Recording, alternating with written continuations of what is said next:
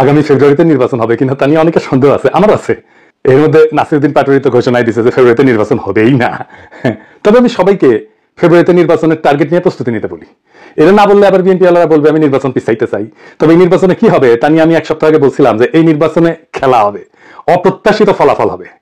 Editor সাহেব এনা দেখা দেন, নাহলে ব্যাড ব্যাগ ফাবর নিতেছি। উনি আশায় আছেন একটা ভালো নির্বাচন দিতে পারবেন, দিতে পারলে ভালো, তবে আমি খুব ভরসা পাইতেছি না। তবে এই নির্বাচনে খেলা হবে, অপ্রত্যাশিত ফলাফল হবে, আমি আগেই বলে রাখতেছি। দেখেছেন আর আল্লাহর কি কাম, এটা নতুন জরিপ আসিছে। আসেন আমরা আগে সেই জরিপের ফলাফলটা দেখে আসি। 12% মানুষ বিএনপিকে ভোট দিবে বলিছে, 10.4% মানুষ জামাতে ইসলামীকে ভোট দিবে বলিছে, মানে 10.5% মানুষ। 7.3% মানুষ আওয়ামী লীগকে ভোট দিবে বলিছে, এবং 2.8% মানুষ, মানে প্রায় 3%-এর মতো মানুষ এনসিপি কে ভোট দিবে। তবে কাকে ভোট দিবে এই বিষয়ে এখনো সিদ্ধান্ত নেয়নি 48%-এর বেশি মানুষ। অন্যদিকে জরিপে কাকে ভোট দিতে চায় তা বলতে রাজি হয়নি 14.4% মানুষ। এটা BRAC institute of governance and development BIGD-র একটা জরিপ। 8 মাস আগে গত অক্টোবর মাসে একই প্রশ্ন করা হয়েছিল এবং এরাই এই স্টাডিটা করছিল। সেখানে 16.30% মানুষ বিএনপিকে ভোট দিতে চাইছিল। এইটা স্যার গতবার আর এইবার একটু পাশাপাশি দেখেন তাহলে বুঝবে যে কেমন কমিছে। 11.30% মানুষ জামাতকে ভোট দিতে চাইছিল এবং 2% মানুষ এনসিপি কে ভোট দিতে চাইছিল। তার মানে জরিপ অনুযায়ী 8 মাস পরে বিএনপি এবং জামাতের ভোট কমিছে, এনসিপির কি সামান্য কিছু বাড়িছে। তবে 62.5% মানুষ এই রাজনৈতিক দলগুলোকে ভোট দেবে না, তাই না? কারণ তারা হয় বলতে রাজি হয়নি, অথবা তারা এখনো সিদ্ধান্ত নেয়নি। এরা এই 1 বছরে তাদের উপর থেকে আগের সমর্থন হারে সরাই ফেলছে, আরো ফেলবে। বিএনপির জনসমর্থন, দলের জনসমর্থন 26.32% কমিছে। হে প্রভু হরিরাম কৃষ্ণ জগন্নাথ প্রেমানন্দী, ইয়া ক্যা হুয়া। এডিটর সাহেব অরিজিনালটা শুনে দেন একটু। हे प्रभु हे हरि राम कृष्ण जगन्नाथ प्रेमानंदी, ये क्या हुआ? गला में पानी आ गया, गमछा भी खुल गया मेरा, लगती ये देखिए।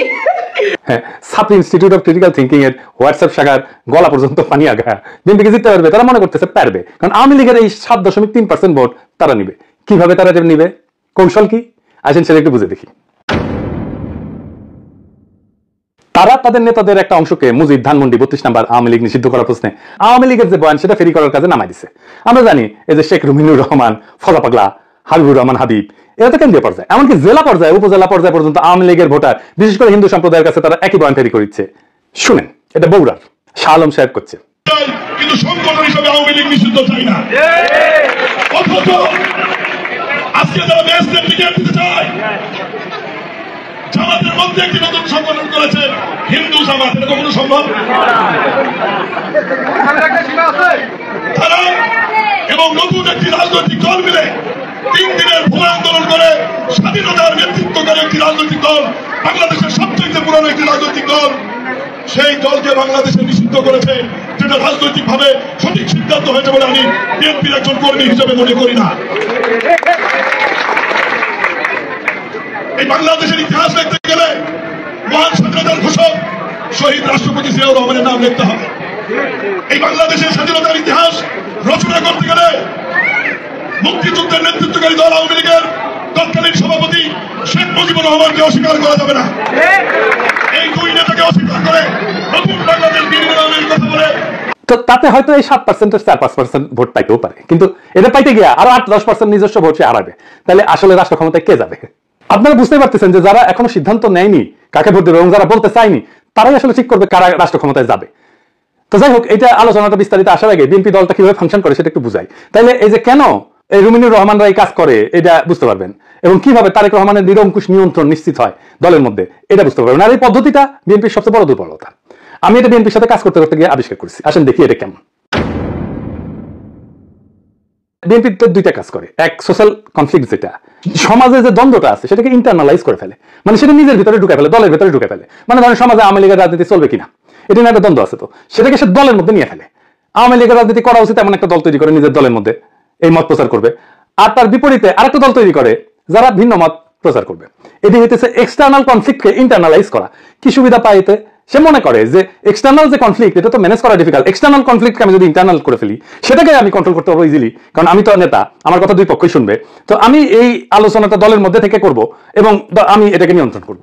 বুঝতে পারছেন? মানে সমাজের যে বিতর্ক সেটা আমি নিজের দলের ভেতরের একটা ইন্টারনাল বিতর্ক করে ফেলবো। দলের ভেতরে যদি আমি ইন্টারনাল, সমাজ তো আমার কথা শুনে না, তো দলের ভেতরে যদি আমি ইন্টারনাল কনফ্লিক্টটা নিয়ে আসি তাহলে দলের লোক সবগুলো আমার কথা শুনতে বাধ্য হবে। আরেকটা বিষয় হইতেছে যে এরা একজনকে আরেকজনের পিছনে লাগে দেয়। এই যে কনফ্লিক্টটা দলের ভেতরে নাই সেটা তৈরি করে। আমাকে এই যে ওয়াহিদুজ্জামান অ্যাপোলো একদিন বলে ফোন মেরা যে বিএনপির অনেক লোক বলে যে আপনি রয়ের এজেন্ট। হ্যাঁ, তার মানে কি বুঝেছেন তো? তার মানে এটাই যে শুনে হয় আমি বিব্রত হবো বা সংকুচিত হবো বা ভয় পাবো এবং আমি একটা আশ্রয় খুঁজবো এবং আমাকে এমন একটা মহাশক্তির কাছে পাঠাবে যে আমাকে আশ্রয় দেবে অথবা সেই আশ্রয় দেবে। তার মানে বুঝেছেন তো? বা সেই বলবে আরে ব্যাপার না, আমি দেখতেছি, আমার উপরে ছেড়ে দেন। হ্যাঁ, তো সে তার দলের লোকদের উপর আনুগত্যটা কেনে তারা এটা চাপে ফেলে ভয় দেখায় আনুগত্য আদায় করে। এটা বিএনপির কৌশল। যাই হোক, এই যে এক্সটার্নাল কনফ্লিক্টটাকে ইন্টারনালাইজ করে ফেলা, এটা তার নির্বাচনে আওয়ামী লীগের ভোট টানার একটা কৌশল। তো যাই হোক, এখন এই যে নির্বাচনে জরিপ, এটা প্র্যাকটিক্যাল ফলাফলটা কি? প্রথম ফল হইতেছে বিএনপি আগামী সরকার গঠন করতে পারছে কিনা এটা বিরাট সন্দেহের মধ্যে পড়ে গেল। ধরেন এনসিপি আর জামাত ঐক্য হইল, ওইদিকে বিএনপি নিজের ভোটের সাথে আওয়ামী লীগের ভোট আর জাপার ভোট মিলে একটা হাড্ডাহাড্ডি লড়াই হইল। তাও কি বিএনপি বা এনসিপি জামাত ক্ষমতা আসতে পারতেছে? না, পারতেছে না। কারণ ৬২.৫% মানুষ জামাত বিএনপি এনসিপি কারোই, এই ৬২.৫%-এর ভয়েস হয়ে উঠতে পারবে যারা, তারাই আগামী সরকার তৈরি করবে। তাইলে কিভাবে এটা গড়ে উঠবে? বাংলাদেশ একটা রাজনৈতিক ফ্রন্ট গড়ে উঠবে। প্রকৃতি শূন্যতা পছন্দ করে না। এই ৬২% মানুষের একটা ফ্রন্ট গড়ে উঠবে। এই মানুষকে ভয়েস দিতে হবে। এই ফ্রন্ট দেশের নির্বাচনে জিতে আসবে। কিভাবে? ধরেন কয়েকটা ব্রড ইস্যুতে যদি একটা ঐক্য হয়। ১ নাম্বার, বাংলাদেশে ভারতীয় আধিপত্যবাদের অবসান হবে। ২ নাম্বার, স্বাধীনতা, সার্বভৌমত্ব, জাতীয় মর্যাদা এবং আঞ্চলিক অখণ্ডতা অক্ষুণ্ণ রাখতে হবে। ৩ নাম্বার, আওয়ামী ফ্যাসিবাদের চিরস্থায়ী অবসান ঘটাইতে হবে। ৪ নাম্বার, একটা ইনসাফ ও সাম্যের বাংলাদেশ বানাইতে হবে। তো এই ইস্যু নিয়ে যদি ফ্রন্ট হয়, তাহলে এই ৬২.৫% সেই ফ্রন্টের সাপোর্টার হয়ে যাবে। আমি কইতে পারেন এমন কোন ফিগার আছে যে এই ফ্রন্টের নেতৃত্ব দিতে পারবে? আজকে অনেকেই আছে। আমি আজ একজনের নাম বলবো, মাহমুদুর রহমান। উনি এই ফ্রন্টের নেতৃত্ব যদি দেন, সবাই ওনার পাশে এসে দাঁড়াবে। ইলিয়াস কনক, পিনাকির কথা বাড়ি দেন, এরা মাহমুদ ভাই আওয়াজ দিলে ঝাঁপে পড়বি। এর বাইরে হেফাজত, ইনকিলাব মঞ্চ, আপ বাংলাদেশ, এবি পার্টি, ইসলামী শাসন আন্দোলন, এরা সবাই এসে দাঁড়াবে। এটাই হয়ে উঠবে রাজনীতির মেইন স্ট্রিম।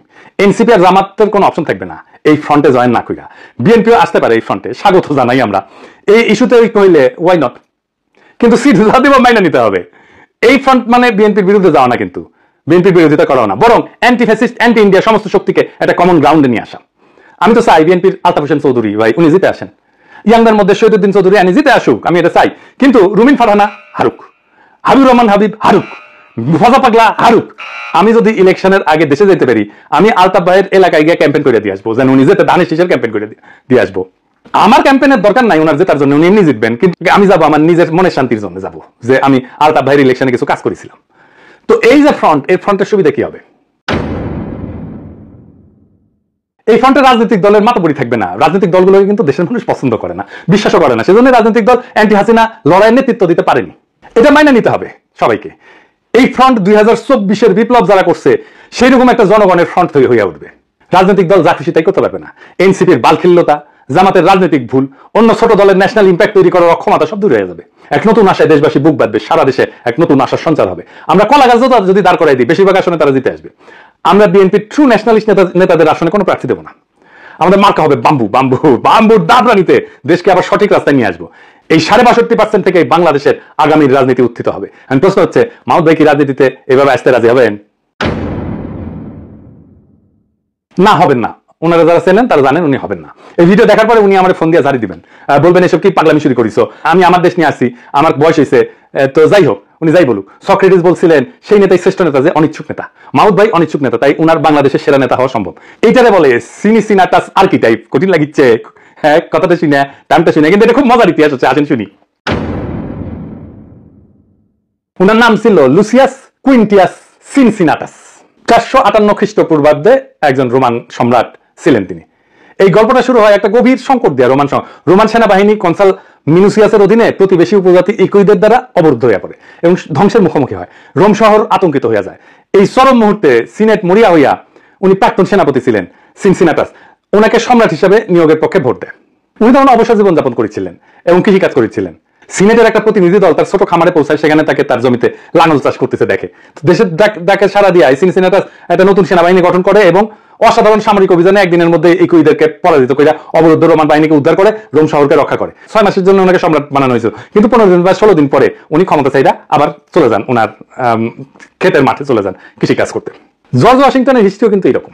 উনিও কৃষিকাজ করতে চলে গেছিলেন, উনাকে ধরে এনে প্রেসিডেন্ট বানানো হয়েছে। জিন্নাহ 1930 সালে হতাশ হয়ে কংগ্রেস রাজনীতি ছেড়ে লন্ডনে যে ওকালতি প্র্যাকটিস করেছেন, প্রচুর ভালো প্র্যাকটিস করেছিলেন, কিন্তু খুব প্রসার হয়েছিল, জমজমাট প্র্যাকটিস, বিলাসবহুল জীবন ছিল। ওনারা ধরে এনে মুসলিম লীগের নেতা বানানো হয়েছে, আর ভারতবর্ষের ইতিহাস বদলাই গেছে। এই যে আমাদের হাসান সৈয়দ সোহরাওয়ার্দী, তারও কিন্তু এরকম কাহিনী আছে। ওনার বোন বেগম শায়েস্তা ইকরামুল্লাহ সোহরাওয়ার্দীর লেখা জীবনীতে আছে 1933 সালে সোহরাওয়ার্দী সিদ্ধান্ত নিল আর রাজনীতি করবেন না। ট্রেনে করে ভাইয়ের সাথে বোম্বে থেকে কলকাতা ফিরতেছিলেন, প্রোগ্রাম ছিল স্টেশনে নেমে বাসায় ফিরে রেস্ট নেবেন এবং ঘর সংসার করবেন। তো ওনার বড় ভাই ওনাকে ট্রেনে প্রতিজ্ঞা করে যে আর কখনো রাজনীতি করবা না, উনিও বলছেন আর করবো না ভাই। তো যাই হোক, হাওড়া স্টেশনে নামার সাথে হাজার হাজার মানুষ ওনাকে ঘিরে ধরে আল্লাহু আকবার, সোহরাওয়ার্দী জিন্দাবাদ স্লোগান দেওয়া শুরু করে, ওনার মাথায় নিয়ে মিছিল করা শুরু করে। কাম শেষ, উনি রাজনীতিতে স্থায়ী হয়ে যান। ইতিহাস বদলে যায়। আমার উপরে ছেড়ে দেন, দেশের মানুষ যদি তৈরি থাকে তাহলে মাহমুদ ভাই আসবেন এই দায়িত্ব পালন করতে। আর কারা থাকবেন না আমার কইলাম না, কইলে এখনই লাভ দিয়ে উঠবেন। আমি বলছিলাম অপ্রত্যাশিত ঘটনা ঘটবে, সেই ঘটনার জন্য তৈরি হন, আমরা ইতিহাস সৃষ্টি করবো অচিরেই। বাংলাদেশের রাজনীতি এখন এক সন্ধিক্ষণে দাঁড়ায় আছে। 62% মানুষের নীরবতা, এটাই আসল শক্তি, এটাই আগামী সিদ্ধান্ত গ্রহণকারী হাত। তারা কারো অন্ধ অনুসারী না, বরং তারা খুঁজতেছে এমন একটা প্ল্যাটফর্ম যেখানে থাকবে আত্মমর্যাদা, সার্বভৌমত্ব, ইনসাফ আর সাম্যের নিশ্চয়তা। ইতিহাসে আমরা বারবার দেখছি, যখন জাতি প্রস্তুত তখন নেতার আগমন অনিবার্য হয়ে যায়। সিনসিনাটাসের মতো, জর্জ ওয়াশিংটনের মতো, জিন্নাহর মতো, সোহরাওয়ার্দীর মতো। সেই নেতা হয়তো এখনো মাঠে নাই, কিন্তু মুহূর্ত আসলেই ইতিহাসের পাতা থেকে উঠে আসবেন তিনি। আমাদের করণীয় একটাই, নিজেদের প্রস্তুত করা, মানুষের মনে আশার শিখা জ্বালায় রাখা, এবং সেই 62% মানুষকে এক কণ্ঠে, এক পতাকার নিচে, এক স্বপ্নে ঐক্যবদ্ধ করা। এটাই হবে বাংলাদেশের নতুন ভোর, নতুন সূর্যোদয়। এটাই হবে সেই মুহূর্ত যখন আমরা ইতিহাসের বইয়ে নিজেদের নাম লিখবো, শুধু দর্শক হিসেবে না, বরং সক্রিয় অংশগ্রহণকারী হিসেবে।